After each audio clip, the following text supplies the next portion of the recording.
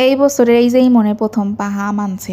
ভিডিওতে খালি দেখি মানুষ পাহা আমি খাচ্ছে, নিজে গেছে তা নিজ বাইরে বাইরে টসটসা পাহা আম খাচ্ছে। তাই দেখি আমি বড়রে কইছি কি আমার কটা পাহা আম বাজারের থেকে কিনে নিয়ে দাও, মনে হয় উঠছে।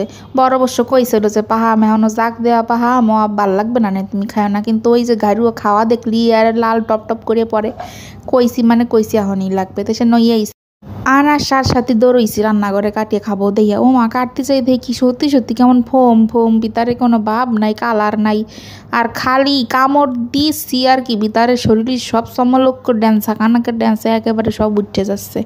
মানে কি একটা অবস্থা, খাইয়ে পুরো বলদ হয়ে গেছি।